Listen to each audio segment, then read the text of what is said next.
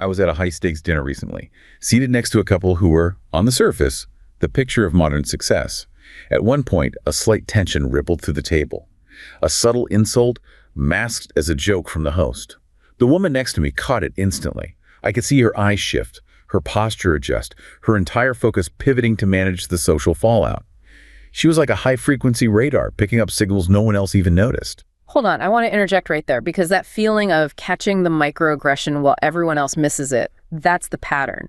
That high-frequency radar you just described is exactly what evolutionary researchers are looking at. Right. Her husband, however, remained completely unmoved.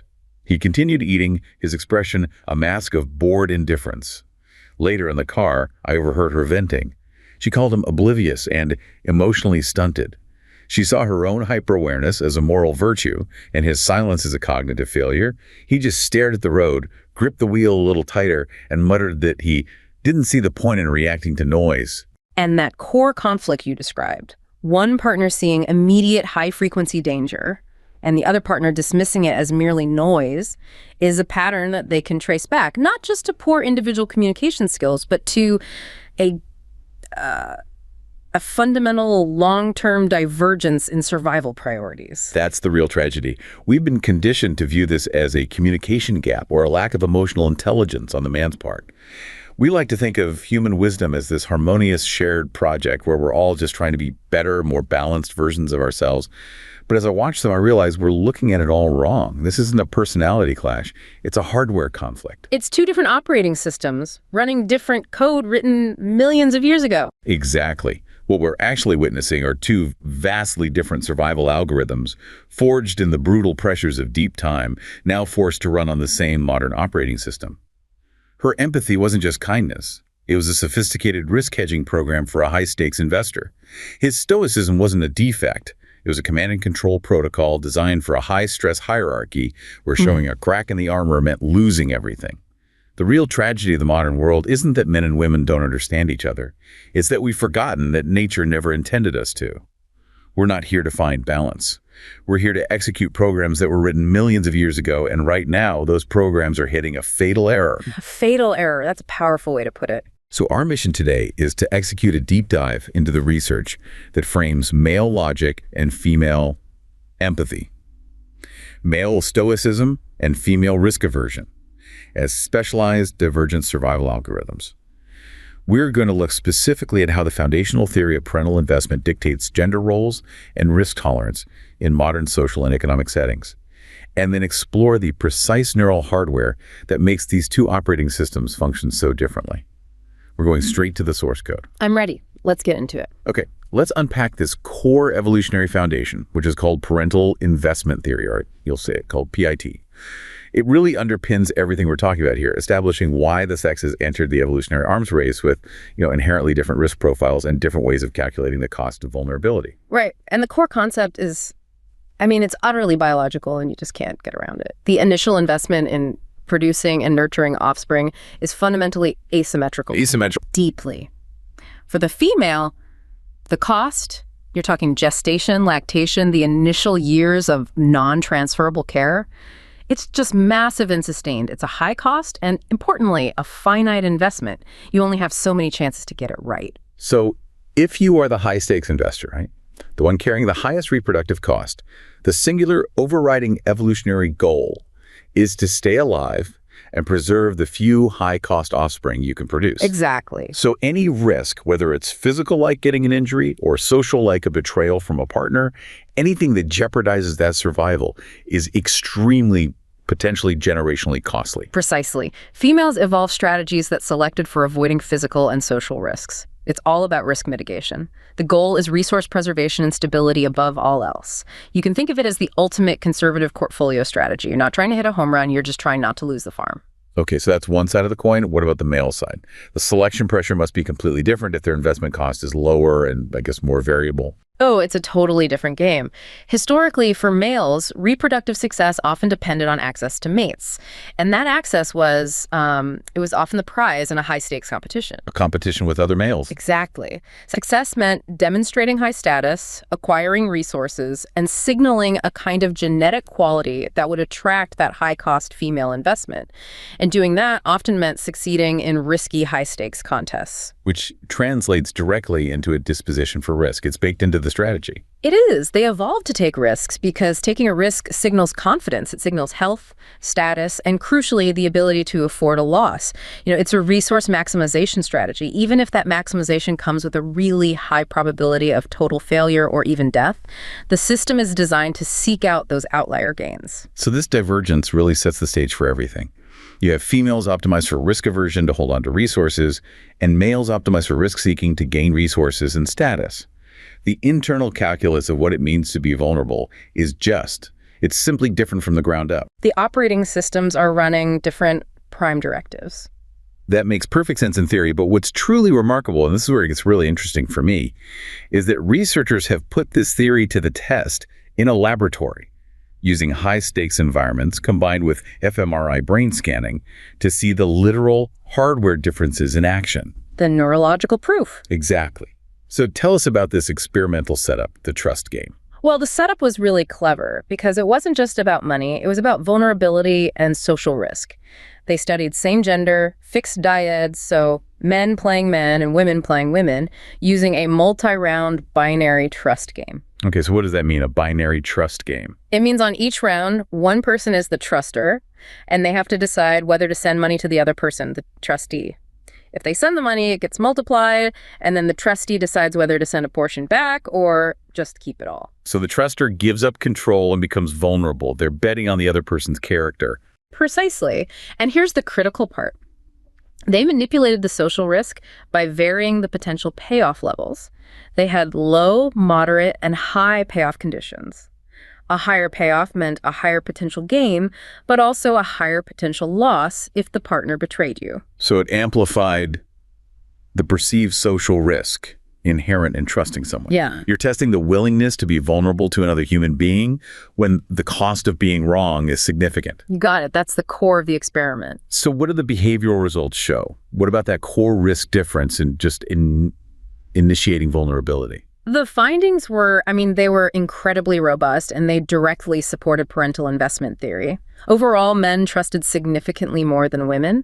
They initiated trust something like 94% of the time, compared to women's approximately 77%. Yeah, a huge gap. It's a massive gap. But the critical finding, the one that really illustrates the hardware conflict we're talking about, was what they called the payoff times gender interaction. Let's focus in on that interaction, because that's what reveals the internal calculator, right?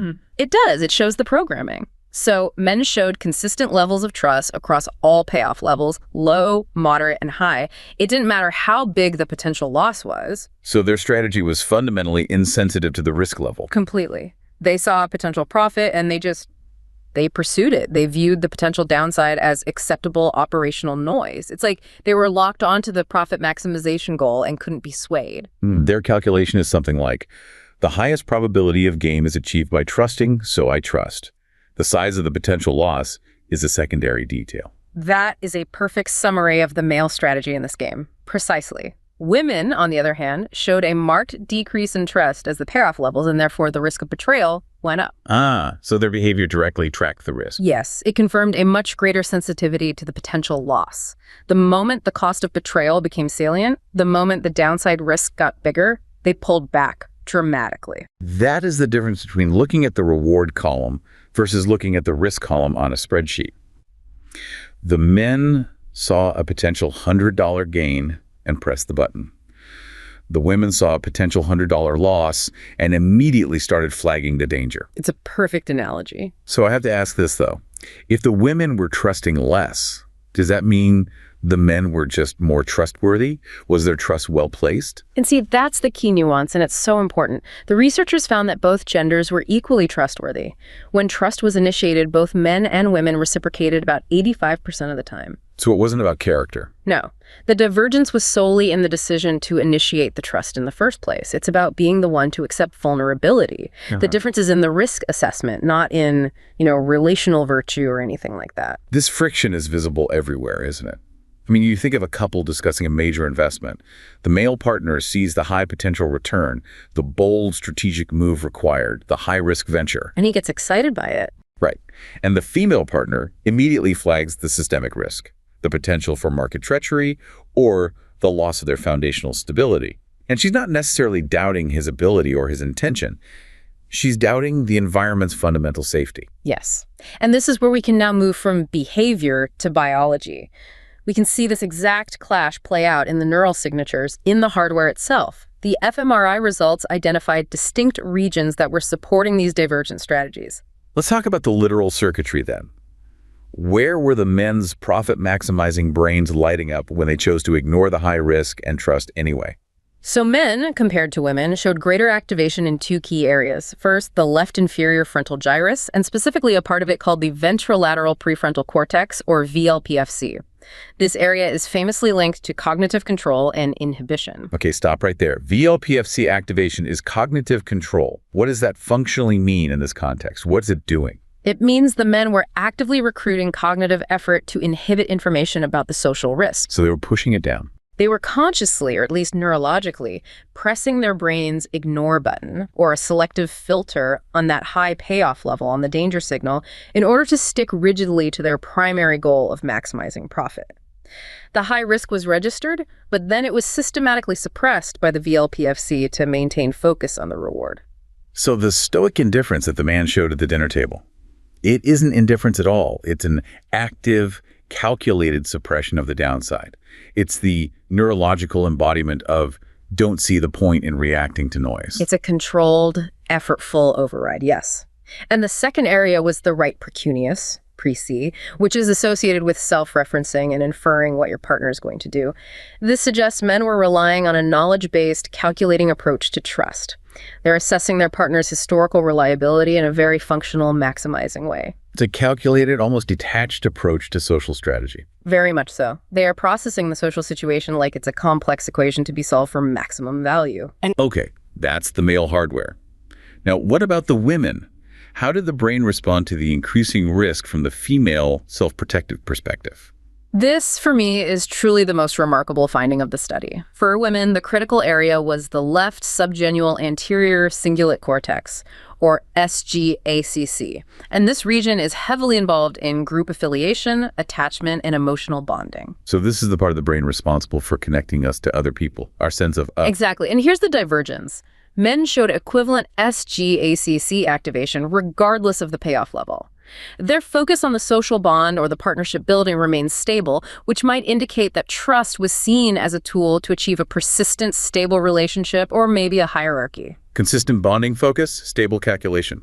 Makes sense. But women showed decreased SGACC activation with increasing payoff levels. What does that mean? It means that when the social risk of betrayal became salient, when the potential loss was high, women actively chose to detach themselves from the partnership. The brain signaled, this relationship is now a liability. It turned down the volume on the bonding circuit.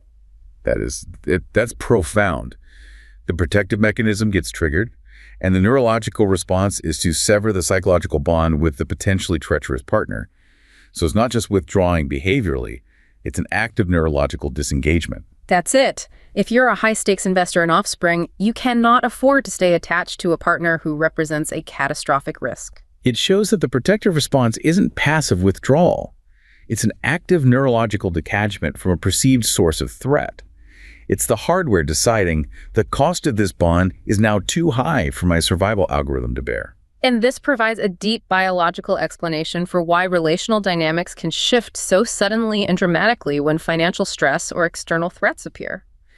That high-risk bond is jettisoned to protect the core asset, yourself and your offspring. That leads us perfectly from the mechanics of trust to the macro strategy. If the fMRI shows us the hardware is built for risk management and preservation, let's now look at how that architecture expresses itself in the broad strategy of staying alive, which researchers often call SAT.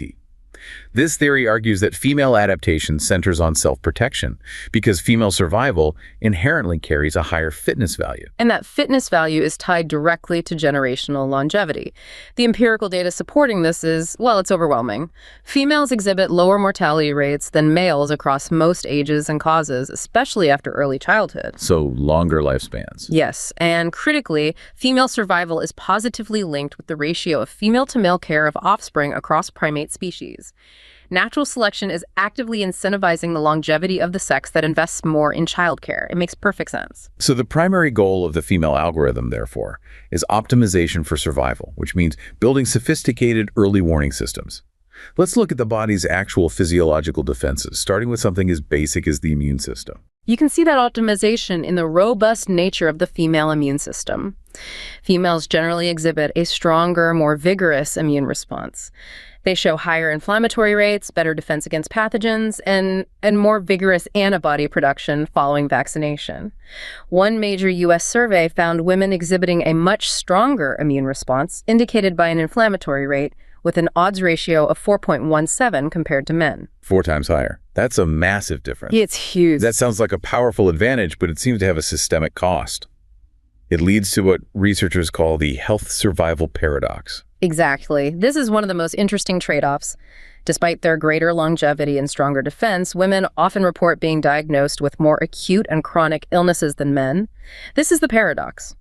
You have great survival rates paired with higher morbidity. They live longer, but feel sicker more often. That's one way to put it. The system is so hyper-optimized for defense that it constantly produces symptoms and flags potential issues. If your defense system is constantly vigilant and reactive, it saves you from deadly infections. But the cost is you experience more symptoms, more aches, more disability days. So what looks like getting sick more often from the outside is actually the necessary cost of running a maximum sensitivity alarm system. The volume of the warning signal is turned up to 11 all the time. That's a great way to think about it.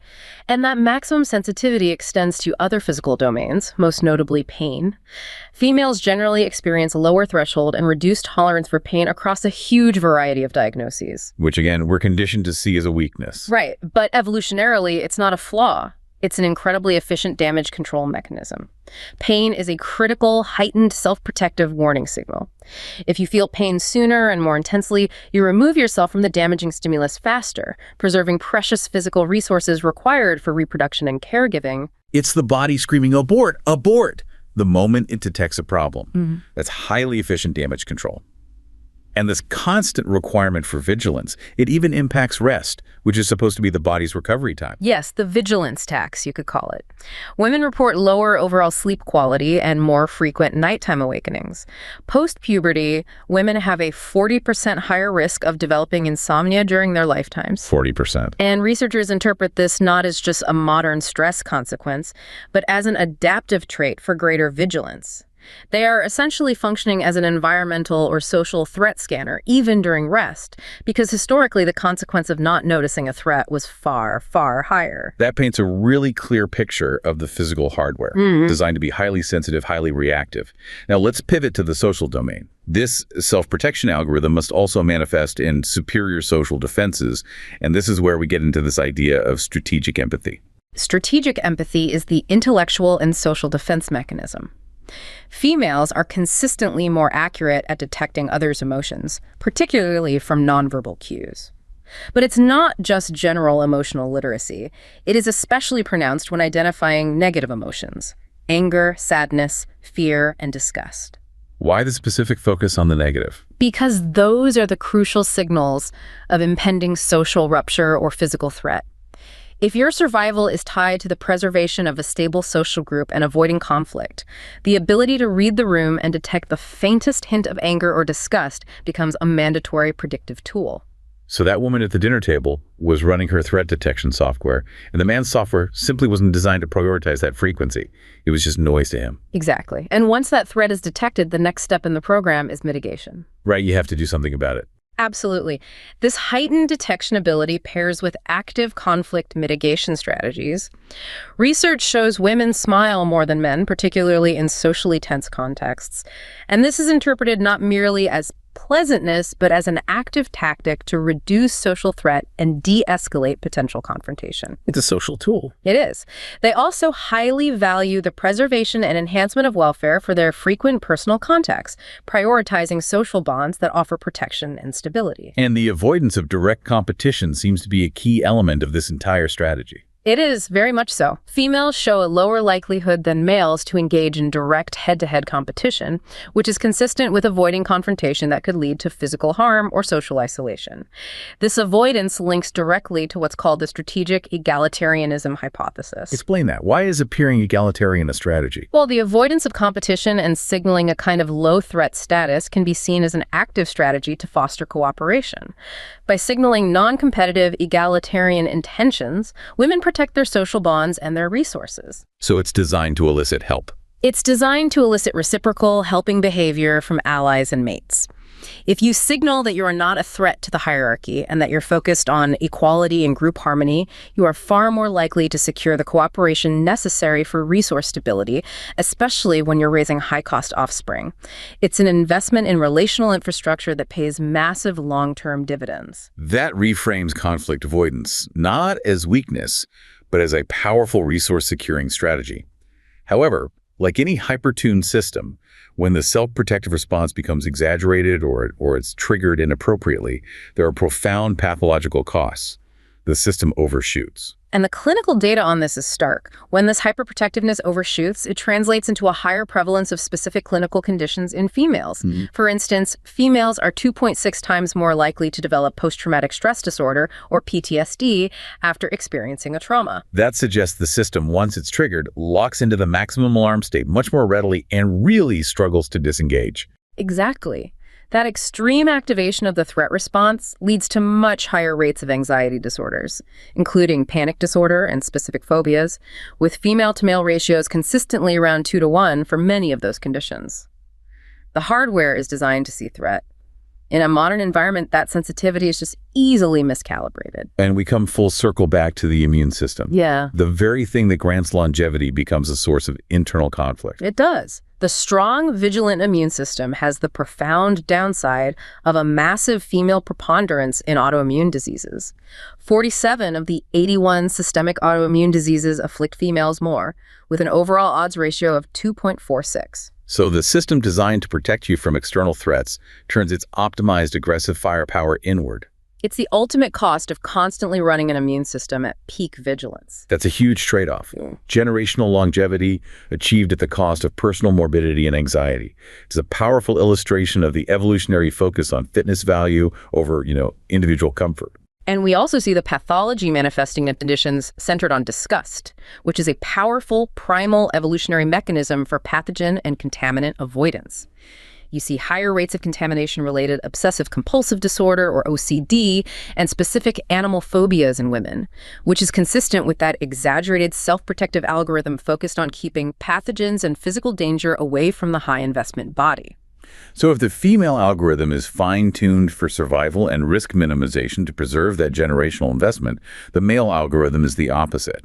It's designed for status competition, risk maximization, and resource acquisition. This aggressive pursuit leads directly to the concept of greater male variability, or GMV, in economic and behavioral choices. GMV is a central and sometimes controversial finding in behavioral economics and psychology.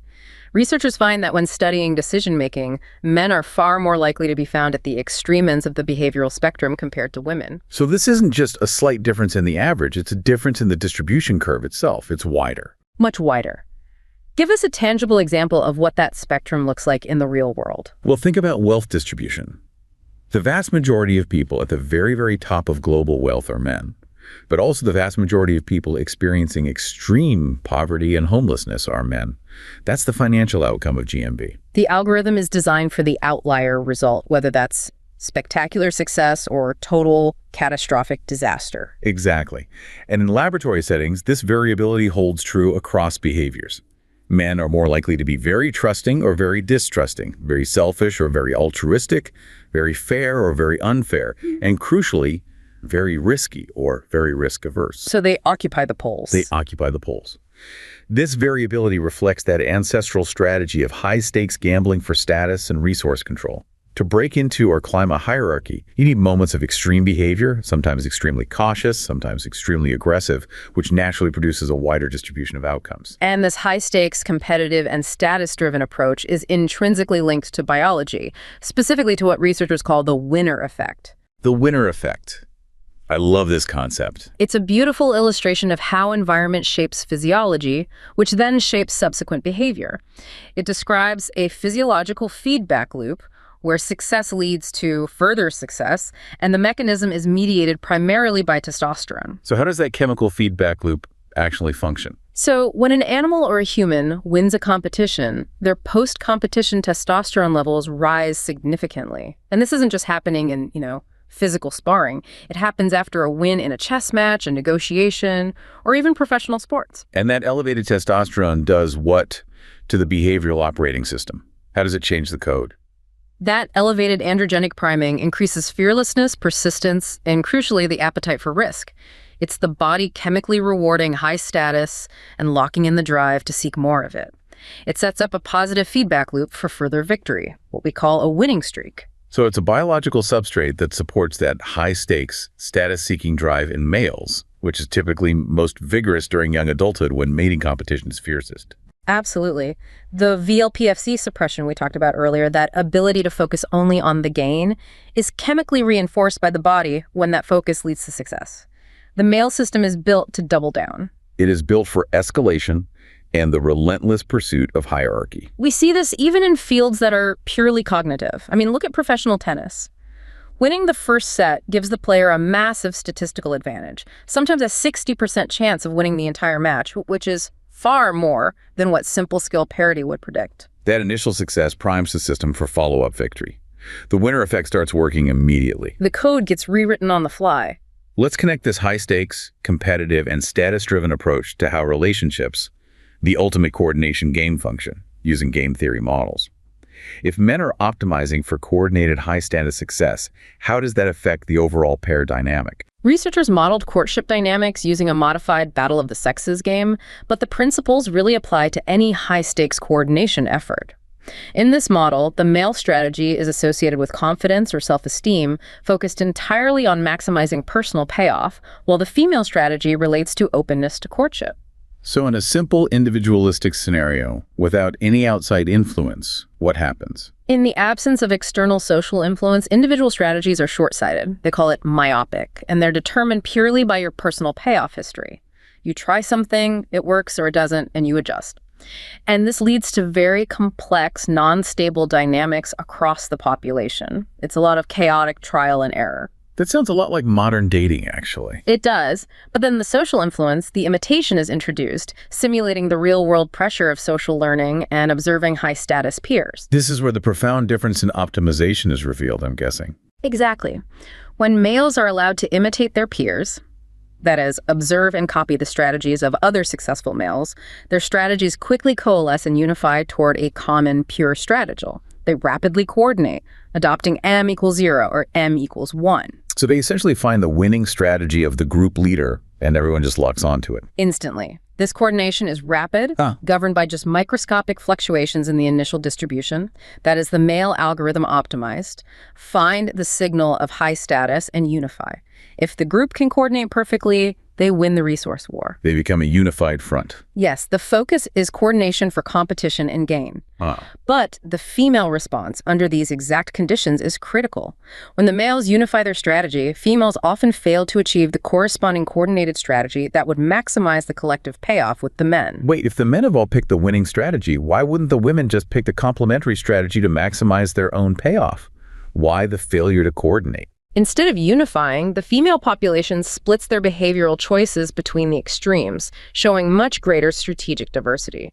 This suggests that the male status-seeking system prioritizes a single, unified, coordinated behavior to achieve group success or failure in the hierarchy. Whereas the female approach, under these non-ideal scenarios where the male strategy is unified but potentially very risky, results in a diversity of strategic hedging. Precisely. The female algorithm is running a systemic risk audit.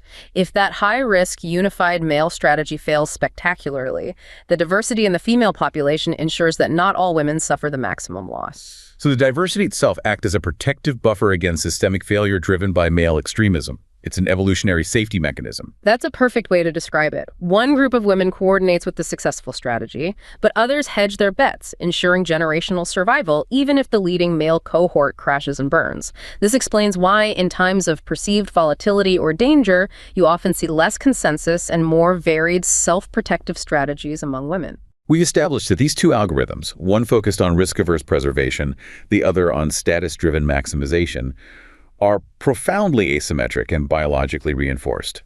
But we live in a complex social world, and we have to acknowledge the role of learned behavior and social roles in shaping these outcomes. This brings us to social role theory. We absolutely must factor that in. Social role theory argues that sociocultural forces, historical divisions of labor, status differences, and internalized gender expectations heavily influence behavior, especially in self-reported traits like emotionality or neuroticism. So is the popular perception of women as the more emotional or more worried sex purely biological, or is it a social construct reinforced by the fact that they're expected to be the emotional managers? Well, the evidence suggests it's not entirely biological. While women, retrospectively so, looking back, report greater emotionality or fear, which aligns with those deep-seated gender stereotypes about vulnerability and caregiving. Yeah. These differences often disappear when emotions are measured in real time through online reports. That's a crucial distinction for you to catch. Moment to moment, in the thick of it, the emotional lives of men and women are nearly identical.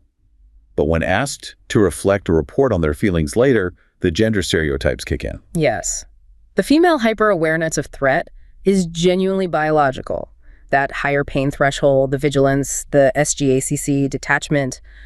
But the reporting or the external interpretation of that awareness might be amplified by internalized gender expectations about vulnerability. So social role theory would suggest that the historical division of labor men in agentic roles, women in communal or domestic roles, reinforces these patterns, making women more likely to label their vigilance as worry or fear and report it that way. That's the argument, yes. That's fascinating because it means the conflict we see isn't just biology versus biology, but biology versus societal expectations about how that biology should be expressed. Let's consider the modern trade-offs this creates, especially the collision between the self-protection drive and the need for self-enhancement. Right. Self-protection is vital for survival, but it comes with a high opportunity cost.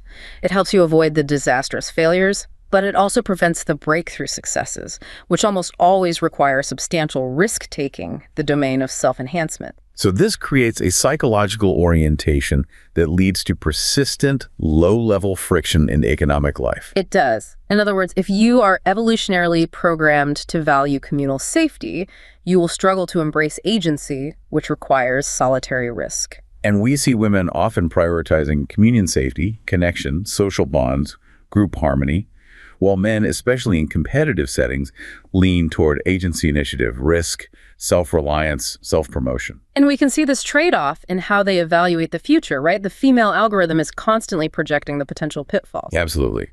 In research predicting the consequences of hypothetical innovations, like a new, unproven technological investment or a major policy shift, men consistently predicted significantly more positive outcomes. They focused on the upside potential. And the women? Women, conversely, predicted equal amounts of positive and negative outcomes. That woman at the dinner table evaluating the social situation was just running her algorithm. She was flagging the potential downside, the social rupture, the offense taken, just as strongly as the man was flagging the benefit of ignoring it.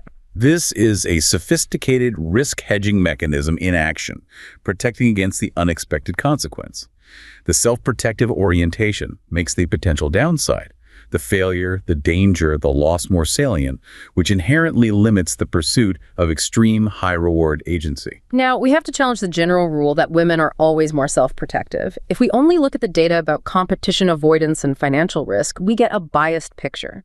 There are compelling counterexamples cases where women intentionally risk themselves far more than men, and this is typically when the risk benefits others. This is the risk paradox, and it's the most important nuance we can offer you today.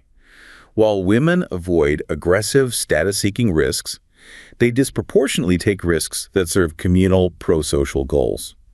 They will place themselves in harm's way, but the motivation is entirely different from the male risk for status. Okay, give us the hard data on this. Let's consider living organ donation. This is a voluntary, non-trivial health risk that can lead to complications later in life, including specific, increased risks for women during future pregnancies. Women account for the majority of living organ donations in the U.S., making up 60 to 65% of donors, often driven by intense empathy for the recipient. That is a life-altering voluntary risk taken to preserve or improve the life of another person, a direct application of that communal focus. Exactly, and we see this pattern in other high-risk pro-social areas. Women disproportionately volunteer for dangerous humanitarian missions, constituting 65% of Peace Corps volunteers. These roles often involve exposure to infectious diseases, stress, and violence in high-risk zones. The willingness to accept danger is high, but the purpose is communal, not agentic. And what about historical examples of extreme risk? Well, historical records suggest that in nations with the largest archives, like Poland, the Netherlands, and France, significantly more women than men served as non-married Holocaust rescuers. These were long-term, sustained risks of immediate execution if caught, taken to protect vulnerable people. So the algorithm isn't simply avoid all risk. It's avoid self-enhancing, status-based risk, but take high communal risk if it preserves another life or enhances the group's welfare. It's a calculation of whom the risk benefits. Exactly. When the action is voluntary and directly benefits one or more other persons, especially loved ones or the vulnerable, the female risk tolerance is high. Men, by contrast, are more likely to take risks in extremely dangerous, publicly recognized heroic acts like fire rescue or accident response, which, while immensely altruistic, also feed into the status-seeking agentic drive for public recognition and accolade.